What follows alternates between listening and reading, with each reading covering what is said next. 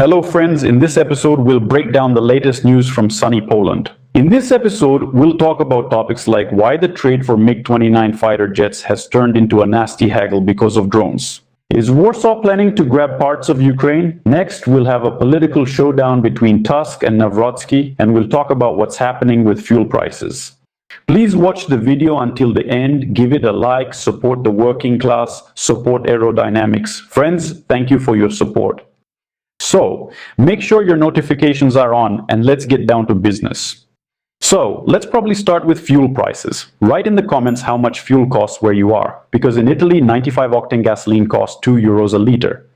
And in Poland, it's a top-tier capitalist soap opera, the essence of the conflict. Donald Tusk's government decided to squeeze a little out of the local fuel barons from Orlen. Like, guys, there was this whole geopolitical mess in the spring. Gasoline prices were driven up to record highs. You made so much money that it's time to share with the national budget. So, Tusk rolled out a bill to retroactively seize 4 billion zlotys, and then Mr. President Karl Nawrocki enters the scene. May his days be long, all dressed in white. And he says, hey, no guys, my dear friends, the law does not have retroactive force. Lex retro non agit. What, didn't you study Roman law or what? I won't allow honest corporate entrepreneurs to be robbed, especially not retroactively. And he sends this whole thing straight to the Constitutional Tribunal. Well, friends, what does this really mean, right?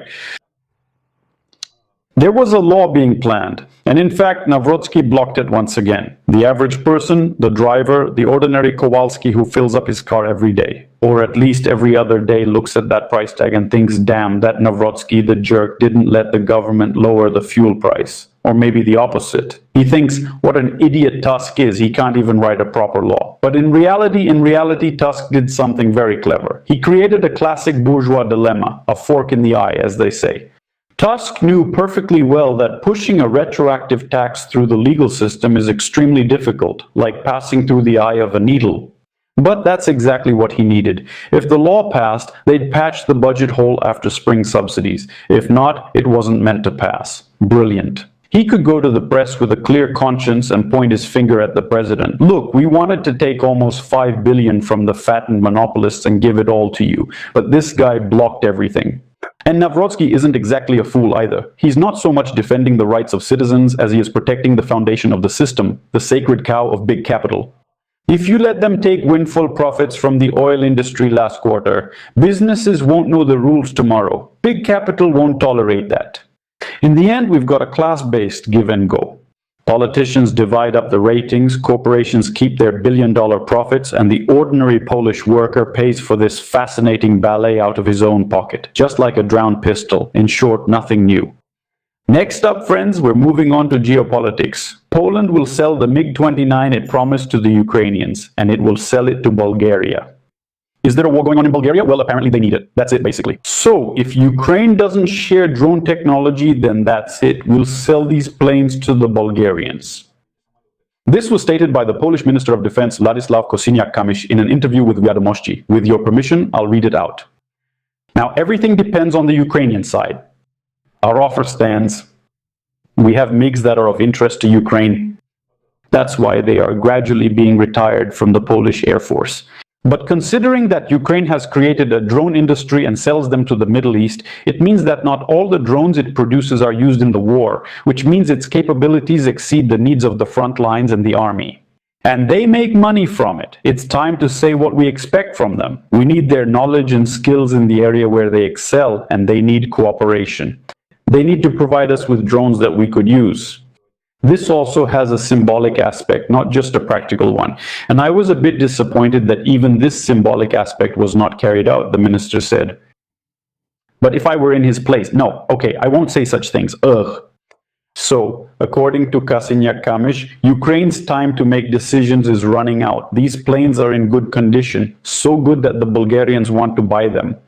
If someone is ready to pay for them, then they really are good. The top priority is to reach an agreement with Ukraine. If that doesn't work out, then so be it. Time is running out for Ukraine on this issue. A final decision must be made in the coming weeks, said Kosiniak-Kamysz.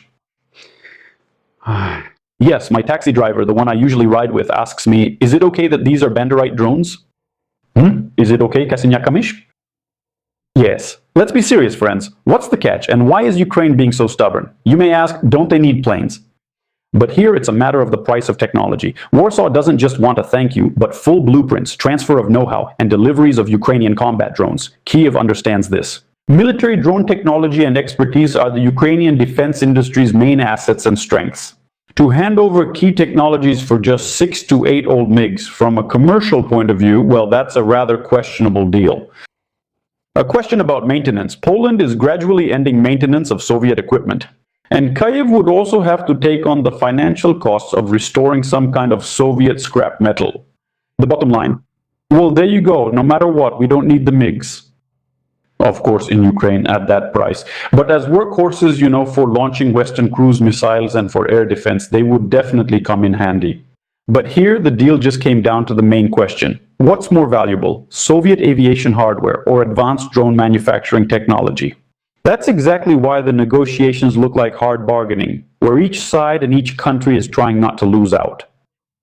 So what else do we have, friends? It's the perfect time to make sure you've left a like. Have you liked the video yet? Warsaw commented on Putin's statement that Ukraine will sooner or later lose its western lands, which belonged to Poland, Romania, and Hungary before World War II. Friends, write in the comments what you think. Does Poland want to take Lviv or not really? I think not really. So what does CTX write online? We categorically reject Vladimir Putin's false speculations about the alleged partition of Ukraine and Poland's involvement in it. This is a cynical attempt to provoke antagonism between allies. Poland has not had, does not have, and will not have any territorial claims against Ukraine. Maciej Wewior wrote about this. He is the Polish Ministry of Foreign Affairs Secretary. So, friends, seriously, without any jokes, yes, here's why talk about Warsaw taking over Western Ukraine is complete nonsense. First, Poland is a member of NATO and the European Union. The group's existence depends on the inviolability of borders. If Warsaw tries to seize someone else's land, it instantly turns from a reliable stronghold into a pariah, gets sanctioned, and loses its military support. That would be economic suicide for Poland's elites. Second, a geopolitical buffer. Warsaw vitally needs an independent Ukraine as a buffer state between itself and Russia. Destroying this buffer with their own hands is simply madness. Third, the real interest. There is no demand for annexation in Poland itself. Even the ultra-right who shout about history and Volhynia want exhumations and political points, not millions of new disloyal citizens and destroyed infrastructure. They can't maintain order in their own country, so how could they handle new territories? You might wonder where all the noise comes from. The story about the Polish partition has been actively spread from Moscow for years now. This is classic propaganda work to sow paranoia and pit allies against each other. So there will be no redrawing of borders. Well, you can come back to this video in a year and check, and write to me, oh Dennis, they've already taken Lviv. Then it just won't be easy for the ruling class in Warsaw. Study history, don't fall for cheap manipulations. By the way, if you're a fool, you can write in the comments about Czechoslovakia or Yugoslavia, and I'll explain it to you. Next, friends, what else do we have? So the legendary Donald Tusk spoke up. The legendary reason was that very thing from yesterday, or rather the day before yesterday, yes, the high-profile and extremely unpleasant incident. He didn't want to, well, let's just say he didn't want to. The vile attack on a Ukrainian couple in Wrocław at the century-old Żabka store. And Mr. Donald Franciszek publicly declared that it was time to declare war on violence and directly addressed his opponents from the podium, that is President Nawrocki and the leader of PS, Jarosław Kaczynski. The president, not mincing words, stated a basic political and economic truth. Street hooligans, bare-knuckle fighters from the Gromda promotion, and other border defenders from ultra-far-right organizations like the Bankiewicz movement, do you think they behave inappropriately just because, or is there a reason? Tusk says, it's not for no reason. They feel political backing and protection behind them. And Tusk directly reminded us how high-ranking gentlemen from the right-wing camp had previously publicly praised street fights and brawls, calling them noble, manly hand-to-hand combat, and even called for the creation of almost voluntary self-defense squads. Civilian patrols, maybe you've already seen them. Now the Prime Minister is showing them the results of this propaganda. Tusk says, look at what your noble fight looks like when 3 hefty guys stomp a guy and smash a girl's face. For what? Just for speaking with an accent in a store. If you can connect this to Volhynia, of course, write it in the comments. Yes, your negative IQ will be on full display. Tusk emphasized that such wild antics not only create a threat for all the country's residents, but also completely destroy the state's international reputation, turning this so-called hospitality into plain street fascism. Right-wing politicians have fueled this issue for years just to win votes. Let's protect Poland. And they praised all these radicals. The street thugs took it as a signal. Our guys can get away with anything. Tusk is now using these fights to rub his opponents' noses in it and show them, your rhetoric breeds ordinary street crime that shames the country. Honestly, I think not much will come of this. What will Nawrocki do? Right now he's in a political bind, so if he reacts at all, though I think he'll just keep silent, his response will be as cautious as possible. There definitely won't be any direct condemnation of his own people. If he harshly condemns the radicals, part of his own right-wing electorate, who believe in the story about protecting the borders and so on, will turn away from him. Perhaps Nawrocki will frame it as ordinary crime. Yes, his office, the Chancellery will release a vague comment along the lines of, "We are against any violence, let the police deal with crime and criminals according to the law." Well, there's no need to bring politics into this and call every fool or hooligan a patriot. Well, or simply, most likely, I think they'll just ignore Tusk. The presidential palace is unlikely to engage in a public duel on Tusk's terms. It's easier for them to stay silent or shift the topic to the government's failures in security, which is exactly what they did, right? Because the president's press secretary has already responded while I was preparing the episode. Yes, at the last moment he responded, saying, you know what the problem is? Tusk is failing to ensure safety on Polish streets, including streets where incidents like this didn't happen just a few years ago.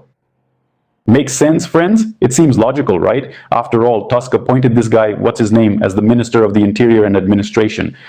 Here, Tusk made the appointment. Did this happen a few years ago? Yes, it did. But what we're seeing is a classic case of shifting the blame from the guilty to the innocent. Tusk talks about the cause, about how right-wing rhetoric speculates but actually legalizes street fascism, and the president's press secretary immediately shifts the focus to the symptom. So damn it, it's you, Tusk, who isn't patrolling the streets well because things were supposedly better back then. That's it.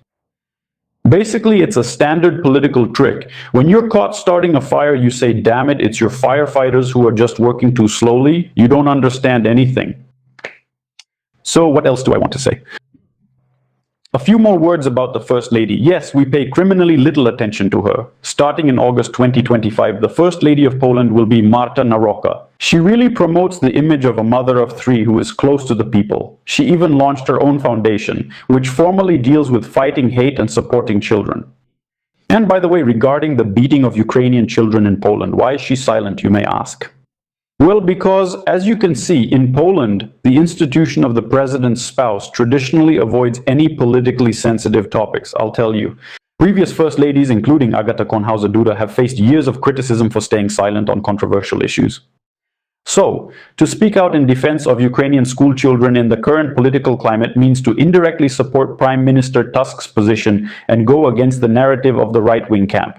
Well, in fact, it was the right-wing camp that nominated her husband for president. So in this case, political expediency turned out to be stronger than humanitarian status. That's how it is, friends. That's the news. I hope you found it interesting. We'll keep following what's happening in Polish society. We have a lot of material, actually. Very interesting things are happening. So, please leave likes and comments if you've watched up to this point. You're the channel's best friend. Thank you very much. Hello to the truckers, computer guys, and everyone. To carpenters, milling machine operators, turners, warehouse workers, if I haven't mentioned your profession, let me know in the comments. All right, friends, I apologize. I was asked for something in French. That's all for now. See you next time.